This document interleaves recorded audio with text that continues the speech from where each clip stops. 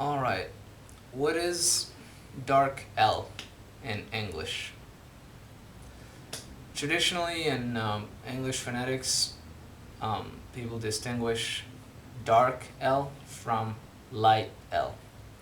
And the way they do this is by saying that that in the syllable onset, at the beginning of a syllable, before a vowel, the L is light or clear, and at the end, in the syllable coda, at the end of the syllable, after a vowel, the L is dark or velarized.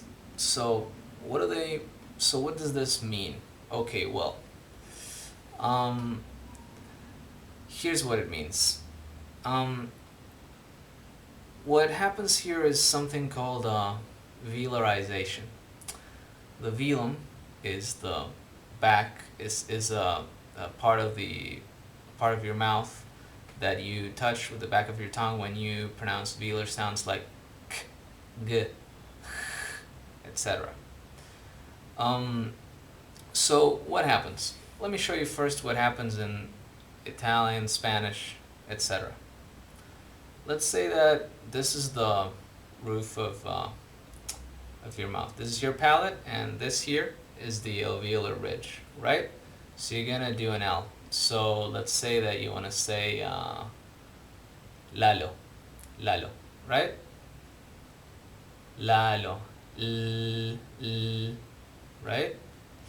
Now, let's say that so in English, dark L goes like this in articulatory terms. Let's say I want to say full.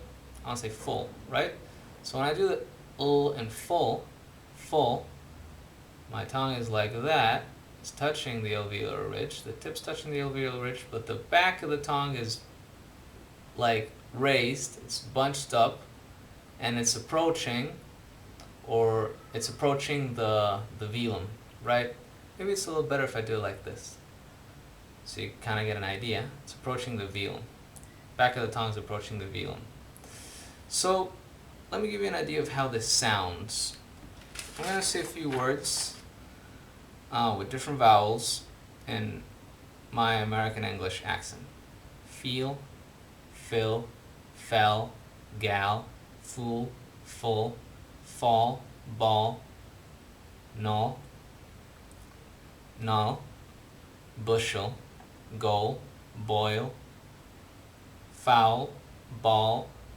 Oh, did I put? Oh no, sorry. Bail. I read that wrong. Bail, guile, and fuel. So what we have is basically an L, a lateral with alveolar, we have alveolar contact with the tip of the tongue, and then we have a secondary velarization with the back of the tongue.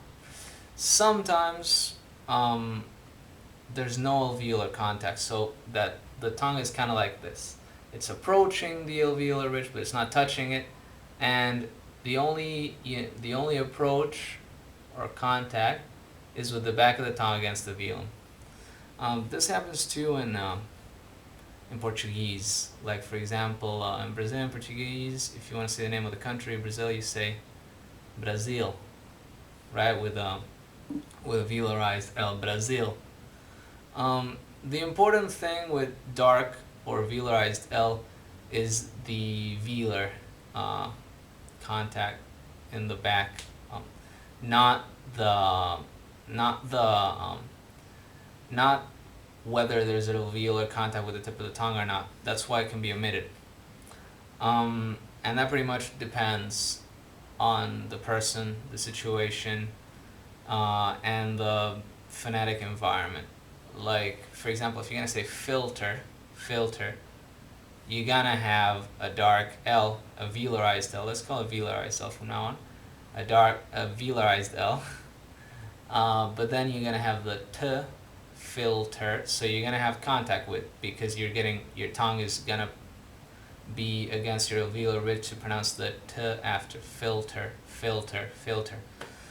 Okay, so so let's talk about clear L now. Now clear L is non-dark L.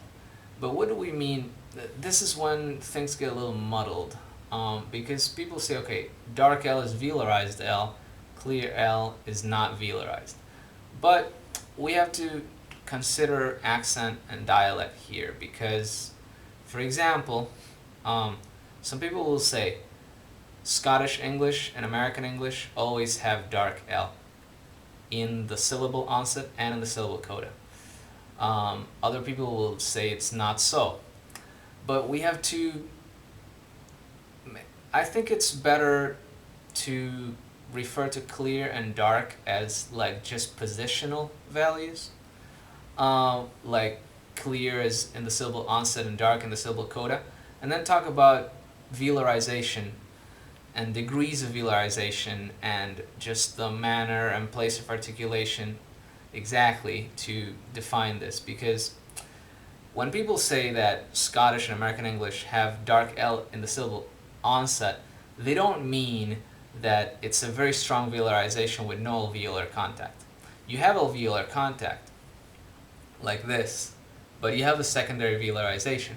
For example, in my accent of American English, I have a little bit of secondary velarization with my clear L in the syllable onset, and in the syllable coda I have a greater degree of velarization, which can be secondary, meaning that there's still alveolar contact, or there can be no alveolar contact, and really there's just the important thing is the velar contact in the back of the mouth, in the velum area. So, and for example, when I hear like an Irish accent, which quote unquote only has clear L, what I hear is little or no velarization ever, either for syllable onset L, syllable coda L. And then when I hear Scottish or American accents which always have dark L, what I hear is what I said. There's a little secondary velarization in the syllable onset, there's a lot of velarization in the syllable coda, and sometimes in the syllable coda there's no alveolar contact with the tip of the tongue. So I think that's what we mean, because if we say, like for example, some people say it's only, that's why I think maybe it's better to refer to clear and dark as positional, because if we want to agree what's clear and what's dark, it'll never end, because like some people will say, well, sure, there's a little secondary velarization in my syllable onset in my American accent, but there's always alveolar contact, and it's not so velarized as in the syllable coda, so it's not dark. Well, but there's still secondary velarization. I mean, I think it's better to talk about the degree of velarization and the exact characteristics of the articulation. So a couple more things about dark L, syllable coda, velarized L. Before I talk about that, let me give you an example. Like, if I want to do an L that's as non-velarized as the one in Spanish, for example, and I want to say, like, let's say I want to say something like lit, right? Or let's lip, right? Now let's say I want to do like an L there at the beginning. I just did lip. There's a little secondary velarization there. Now, if I want to do that as non-velarized as it would be in Spanish, I would say lip. And I clearly don't. I clearly say lip. So there's a little secondary velarization there, even though it's not as much velarization as in the dark syllable coda L, like in the word L. Couple more things about dark L, syllable coda, velarized L. First, if when you have a vowel followed by a dark L, might be pronounced with an allophone that's more back than the usual allophone. This is because, as we've been discussing, basically dark L is pronounced either with or without alveolar contact at the back of the tongue, at the tip of the, with the tip of the tongue, but the back of the tongue approaches the velum, right? So because the back of the tongue is approaching the velum, then the highest point of the tongue is going to be a little backer than usual. So when I say the word, for example, null, null, then it sounds, then that's that strut vowel is pronounced, you know, with a backer allophone. There's also a little rounding involved with dark L, so that when I say null, null, it sounds a little close to the vowel in ball, for example, or fall, because, you know, being more back and being slightly rounded, it's approaching the quality of the fall, ball vowel, null. It's not exactly the same, but it's more similar than, whereas with the more center allophone, like if I say, for example, strut or cut, it's not so backed and there's no rounding, so there's no similarity. The other thing I wanted to say is that because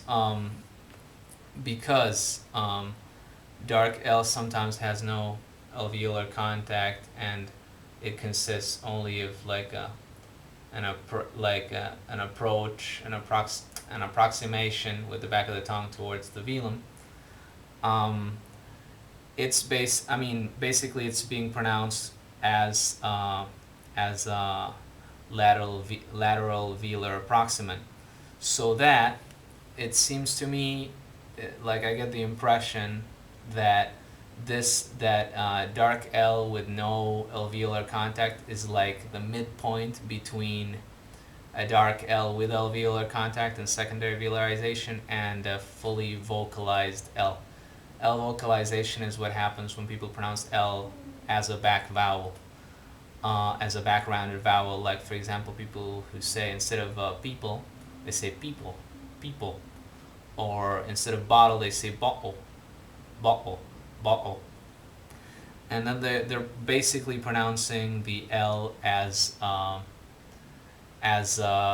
relatively close back rounded vowel, kind of like the O in O chiusa in Italian, the cardinal O. So they say things like people or bottle. Alright, so those are my thoughts on dark L. Let's recap. What is dark L? Dark L is a syllable coda, L, that's velarized. Either there's alveolar contact and secondary velarization, meaning an approach to the velum with the back of the tongue, not contact, just approach, or it's basically a velar lateral approximant. There's no alveolar contact, but the back of the tongue approaches the velum. There's no contact with the velum, just an approach. That's it for dark L. I know this is not a tutorial. This is not like an articulation pronunciation tutorial. If you want such a tutorial, leave me a message or a comment, and I'll consider making a video like that, more of a didactic pronunciation video. This is a technical video. So I'll see you guys around.